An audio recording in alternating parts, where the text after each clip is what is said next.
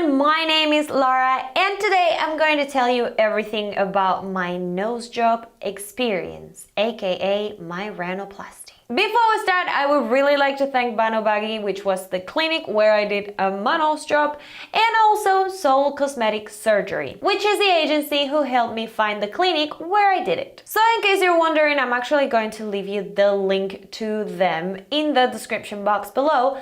But I have to say, I really 100% recommend the service of Soul Cosmetic Surgery. First of all, because they are certified by the government to be an agency, which means that they are licensed to be a medical tourism agency in Seoul. But also, they just help you with everything. They help you since the day you arrive in the airport till the day you leave the country. And they don't only help you with your surgery, they also help you with hotels, and even if you want to go shopping, they go shopping with you. But the best of all is that they are actually a huge support that you are actually going to need after the surgery. And also they have a huge variety of languages, so don't worry if you don't speak English or Korean, they probably have your language. But anyway, let's cut to the chase and start with my experience with my rhinoplasty. So in the first day of consultation, they actually took a bunch of pictures from me from everywhere and they took me to see Dr. Lee. The thing that I like the most about BANOBAGI is that it's actually founded by doctors who studied in Seoul National University, which is considered kind of the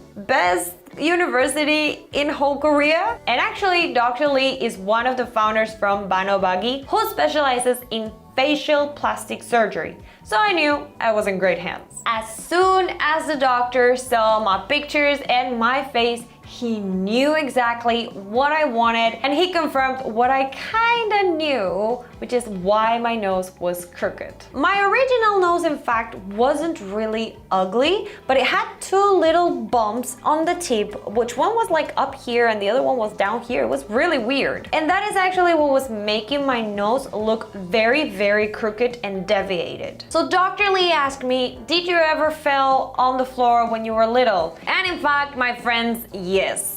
I was a very active child with a lot of energy, and I think around 3 or 4, I was going down the street with my parents and I don't know, I just felt like I had to run down the street and I was running and suddenly I ate the floor.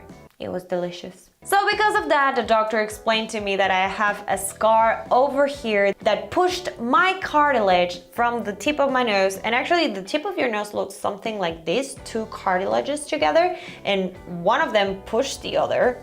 And so it ended up looking like this. That's also what was causing that one of my nostrils was actually smaller than the other nostrils. So it was very obvious when you actually looked at it from down. It was like, I have no hole. He also was very realistic and he explained to me that actually the sides of my nostrils are not even, but he couldn't really correct that. So I'm actually really grateful that he was honest with me. Also, since I was going to have a rhinoplasty anyways, I told him if he could correct the bump on my bridge, and he said, yeah, of course, that's easy peasy, lemon squeezy, and no problem. He even told me that since I was going to be under the anesthesia, how about we did a little liposuction over here to get rid of this, you know, annoying double chin baby face that I used to have. It's not that I had much fat, but I tend to store a lot of fat on my face. And he did something on me which is called AcuSculpt,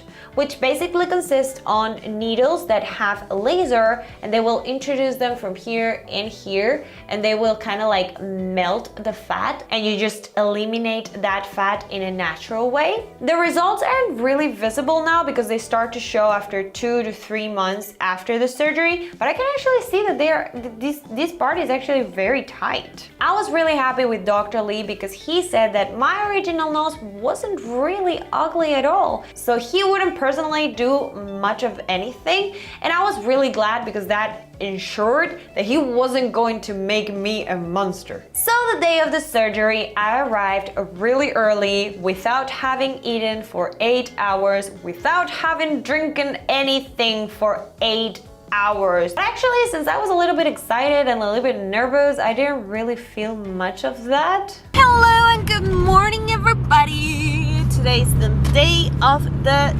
surgery, and I'm not really that nervous as I expected. I expected to be like, oh my god. Also, I really liked that to control the current situation that we are all going on, please stay home. Everybody who came in the clinic had to be taken their temperature and wash their hands before coming in, and if they didn't have a mask on, they were not allowed to come in. So when we came in, the first thing that they did on me was take some blood samples to make sure that I was healthy, on prime condition. And then they took me to see Dr. Lee one more time before the surgery to make sure of all the details and make sure that everybody was on the same page, and also to ask him the last minute questions, which I had a lot. So one of my biggest fears that I had about a rhinoplasty was that maybe it would change my singing voice, but Dr. Lee said there's no way, don't worry about it. Especially because in my rhinoplasty they didn't add anything on my nose, they didn't put any cartilage, they didn't put any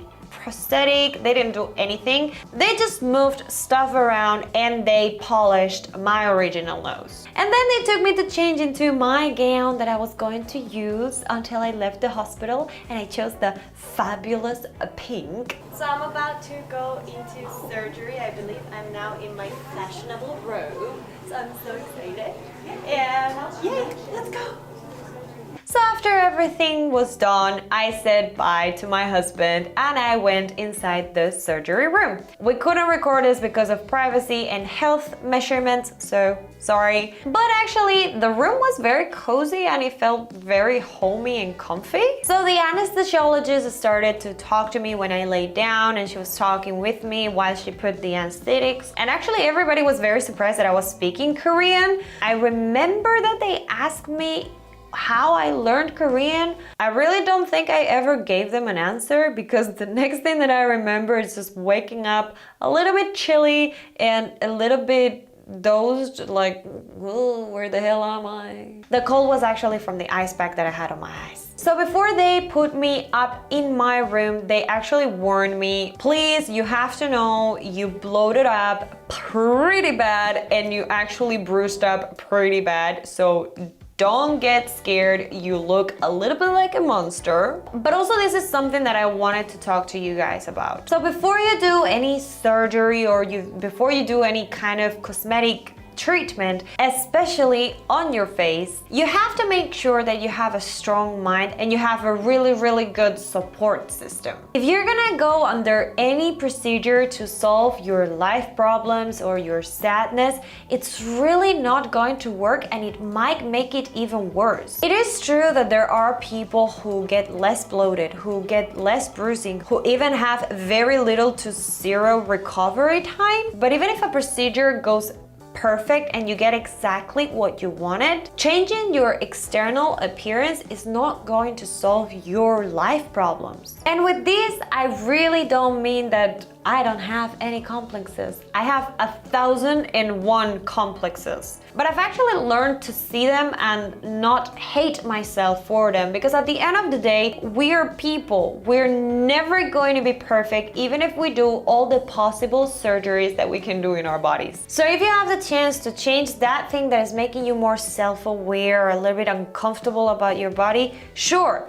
go for it. But really don't expect that to solve all your life problems, because it's probably not. Anyway, after all this speech, I want to introduce to you to my face after the surgery. So really, if you are very grossed out about like gore or bruising or bloated faces, I recommend you just skip this video. So I'm gonna give you a 3, a 2, and a 1. I warned you. Here it is. My poor wifey.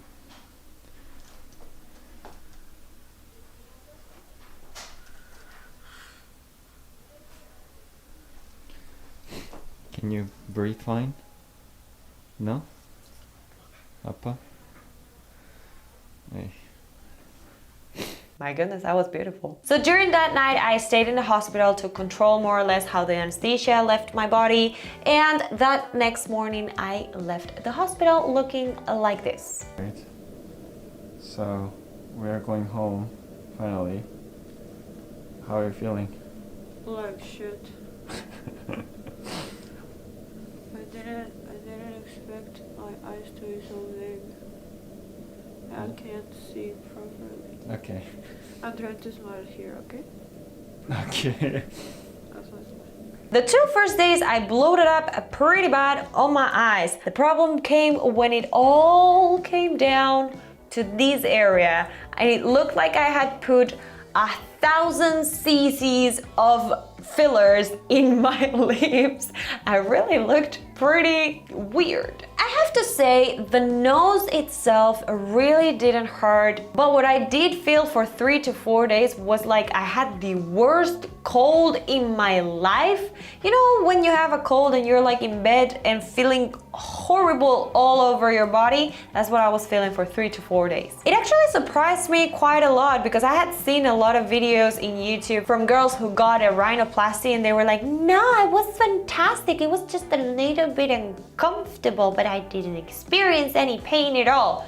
Lies, all the lies. I mean, it is true, the nose doesn't hurt really at all, but it actually feels like you've been doing push-ups for 30 hours straight and you're just like dying after that. So after 5 days, they took out my cast.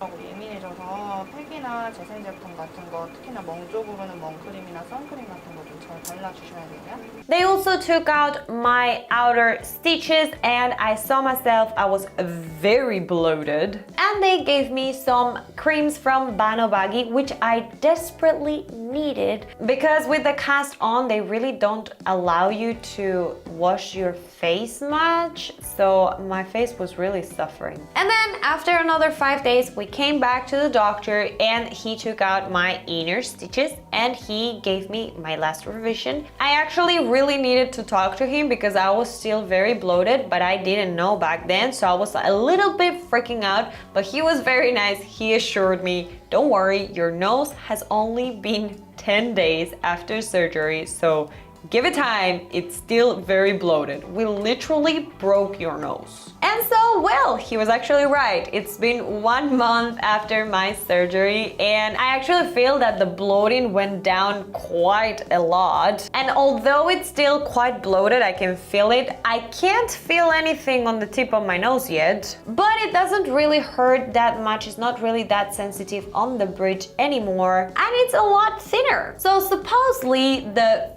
first result is actually after 3 months and then the tip of the nose takes about 6 months to 1 year to actually show its final shape. So now it's just the waiting game. But I'm actually really happy and I'm starting to notice the results and on camera even more. So I really love it. So now for all you curious little monsters out there, I'm going to put you a transition of everyday pictures since the day that I did my surgery until today. So here it is.